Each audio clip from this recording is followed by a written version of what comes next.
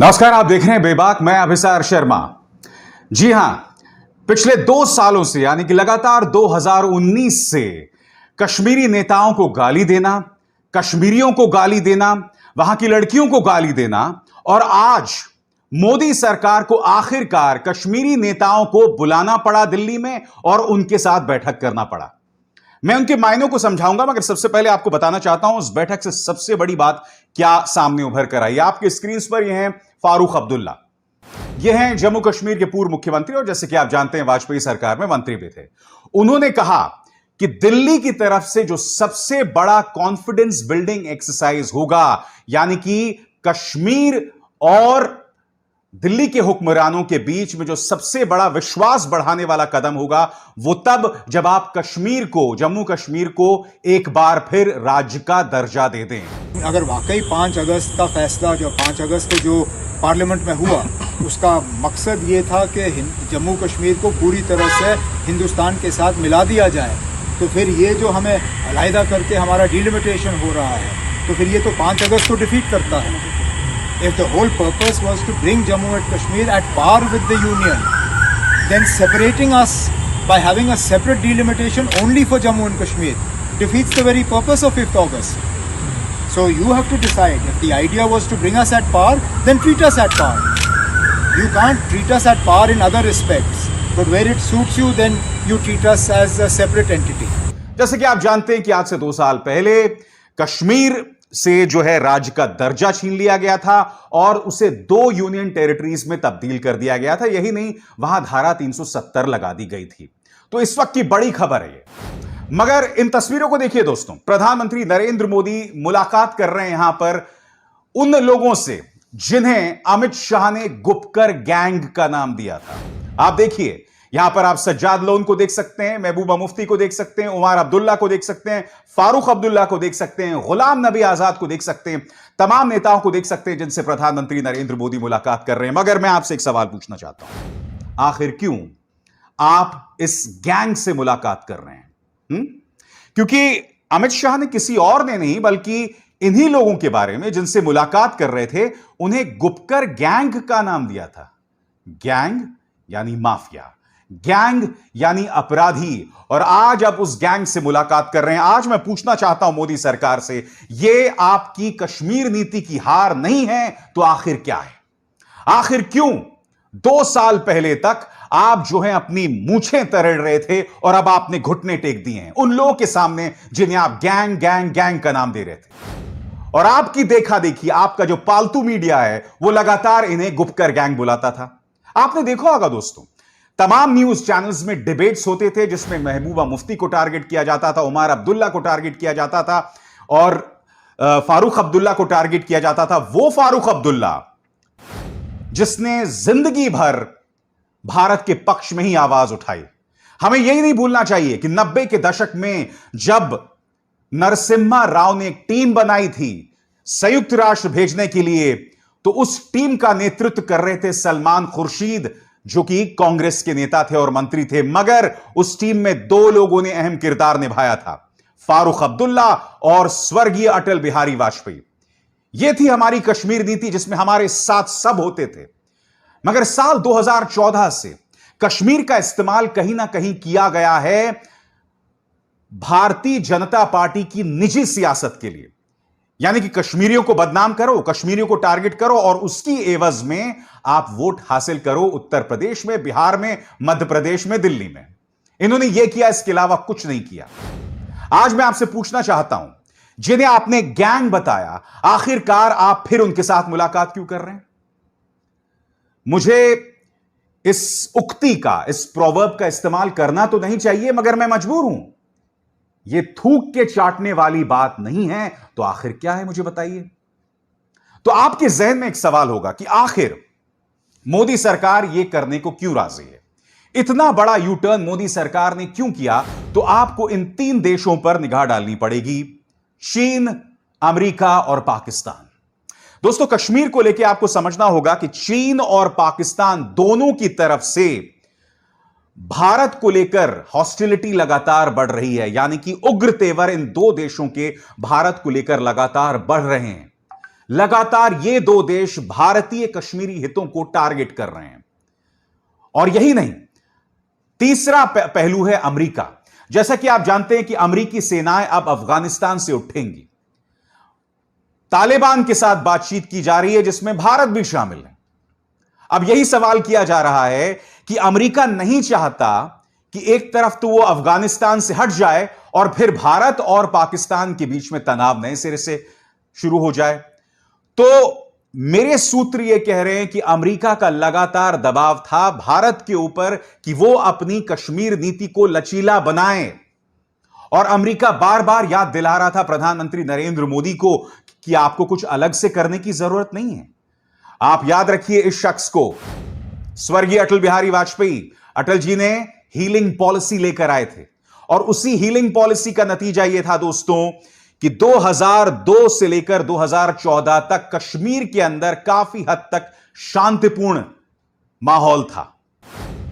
और फिर 2014 से लेकर 2019 तक जबरदस्त आतंकवाद दिखा जिसमें लगातार हमारे सिक्योरिटी फोर्सेस को टारगेट किया गया। पुलवामा आप जानते हैं, उड़ी आप जानते हैं, इन तमाम जगहों पर आतंकवादियों ने हमला किया, हमारे सुरक्षा बलों को टारगेट बनाया और फिर इन्हें पूरी कश्मीर को एक काली चादर में लपेटना पड़ा वहां पर हालात को कंट्रोल करने के लिए। मगर उसकी कीमत लगातार कश्मीर की जनता उठा रही थी। जी हां, कश्मीरी जनता बगैर इंटरनेट के काम कर रही थी। लगातार सुरक्षा बलों का साया था। कई ढेरों मिसालें सामने उभर कर आई थी जहां कश्मीरियों को मौत के घाट उतार दिया गया था बगैर किसी कारण के। और हमारे सुरक्षा बल जो वहां काम कर रहे थे, इन हालात में उनमें अतिरिक्त दबाव भी था, अतिरिक्त स्ट्रेस और तनाव भी लगातार था। और यही नहीं, कश्मीर नीति को लेकर लगातार भारत पर सवाल किए जाते रहे थे। मैंने आपसे एक नाम लिया था, चीन। मैं आपको सुनाना चाहता हूं कि आज से कई महीनों पहले संसद के अंदर अमित शाह ने कहा था कि हम पाक ऑक्यूपाइड कश्मीर नहीं भूले हैं। और उसमें कहीं ना कहीं उन्होंने जिक्र उस कश्मीर का भी किया जो आज की तारीख में चीन के कब्जे में है। कहा जाता है कि अमित शाह के इसी तेवर के बाद चीन ने LAC, line of actual control, पर अपना दबाव बनाया जिसके चलते हमारे 20 जवान शहीद हो गए थे। आज मैं आपको फिर से सुनाना चाहता हूं अमित शाह का वो बयान, सुनिए, जिससे आपको पता चल जाएगा कि शायद इसी बयान की वजह से चीन के तेवर आक्रामक हो गए थे। सुनिए। मैं जब जम्मू एंड कश्मीर बोलता हूं, माननीय सदस्य, इसलिए एग्रेसिव हूं कि जम्मू एंड कश्मीर के पीएको को आप भारत का हिस्सा नहीं मानते हो क्या? एग्रेसिव ना हो, जान दे देंगे इसके लिए। क्या बात कर रहे हो आप? एग्रेसिव होने की क्या बात कर रहे हो? जान दे देंगे इसके लिए। आज वो तेवर कहां गए? मैं पूछना चाहता हूं, जब आप कश्मीर को अपना अभिन्न अंग मानते हैं तो आप वहां की जनता को अपना अभिन्न अंग क्यों नहीं मानते? जब आपने धारा 370 हटाई थी तब आपने इन तमाम नेताओं को, चेहरे देखिए उनको, फारूक अब्दुल्ला, महबूबा मुफ्ती, उमर अब्दुल्ला, सैफुद्दीन सोज, इन सभी को नजरबंद कर दिया था। यानी कि भारत सरकार की निगाह से इन नेताओं में जो जम्मू कश्मीर के मुख्यमंत्री रह चुके हैं और वो पृथकतावादी नेता जो पाकिस्तान के पालतू हैं, उन दोनों में कोई फर्क नहीं रह गया। भारत सरकार ने यह बहुत बड़ा जो है गड़बड़ झाला कर दिया था। एक बहुत बड़ी भूल हो गई थी उनके द्वारा और आज उसी भूल को सुधार करते हुए गुपकर अलायंस के साथ मोदी सरकार को मुलाकात करनी पड़ रही है। एक बार फिर तस्वीर देखिए दोस्तों, इससे पता चलता है कि इस सरकार को किस कदर यू टर्न करना पड़ा। मैं आपको बतलाना चाहूंगा कि सरकार के इस यू टर्न पर पश्चिम बंगाल की मुख्यमंत्री ममता बनर्जी ने भी करारा प्रहार किया है। क्या कहा उन्होंने, आप खुद सुनिए। मीटिंग क्या जम्मू कश्मीर को लेके कर रहा है? जम्मू कश्मीर का लोगों को बुला के? नहीं, मेरे को पता नहीं है। मैं आपको all political party means Jammu Kashmir का ऑल पॉलिटिकल पार्टीज को क्या सब्जेक्ट है नहीं है मेरे को तो पता नहीं है। जब तक सब्जेक्ट मेरे को पता नहीं है तब हम कैसे बताएंगे? स्टेटहुड छीनना क्या जरूरत था? लोगों तो पहले आज़ादी लोगों को चाहिए। आज़ादी अगर छीन के लेता है तो सब आज़ादी तो चला जाता है ना। ये तो देश के लिए कोई काम पे नहीं आया। उपरंत ये 2 साल कश्मीर में कोई टूरिस्ट भी जाने नहीं पाया और देश के लिए भी एक इज्जत का सवाल, देश का बहुत बदनाम भी हुआ है, जैसा वैक्सीन के लिए बदनाम भी हुआ है, इसका लिए भी हुआ है, ऑटोक्रेसी के लिए। दोस्तों, जो बात मैंने आपको कार्यक्रम की शुरुआत में बताई कि अमेरिका, चीन और पाकिस्तान के दबाव के चलते भारत सरकार को गुपकर अलायंस से मुलाकात करनी पड़ी, इन फैक्टर्स की वजह से मुलाकात करनी पड़ी, इस बात की तस्दीक जाने माने एक्सपर्ट सुशांत सिंह भी कर रहे हैं। उन्होंने क्या कहा? Sushant Singh, senior fellow at the centre for policy research, a think tank, said new Delhi's reconsideration of its hardline Kashmir strategy reflected its fear of a two-front collusive threat। यानी कि दो तरफ से भारत को जो धमकी आ रही थी, उसी के चलते भारत सरकार ने कदम उठाया। और वो दो कदम या दो फ्रंट्स कौन से हैं? एक मोर्चा चीन का है और एक मोर्चा पाकिस्तान का है।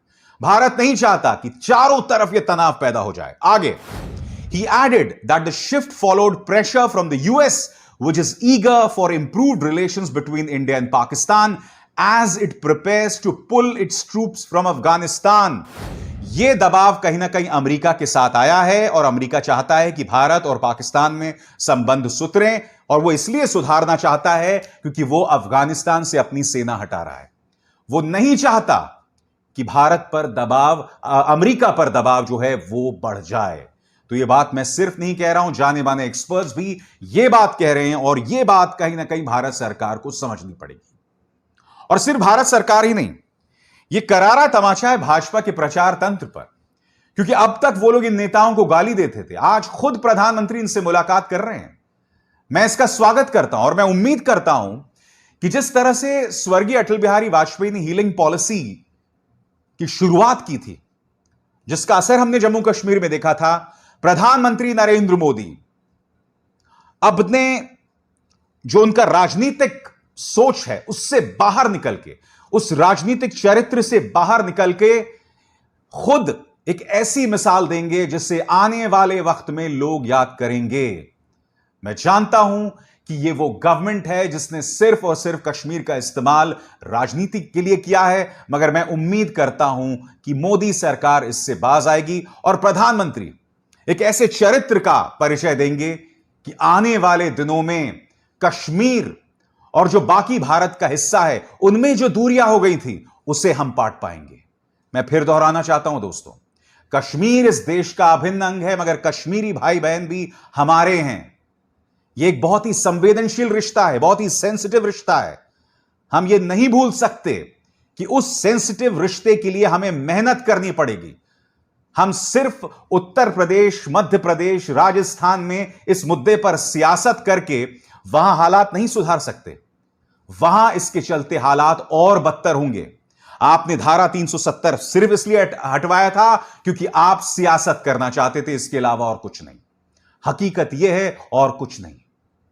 मगर अब उस सियासत से बाज आइए और कश्मीरी जनता को भारत की मुख्य धारा में शामिल कीजिए। मुझे उम्मीद है यह संवाद और आगे भी जाएगा। अभिसार शर्मा को दीजिए इजाजत। नमस्कार।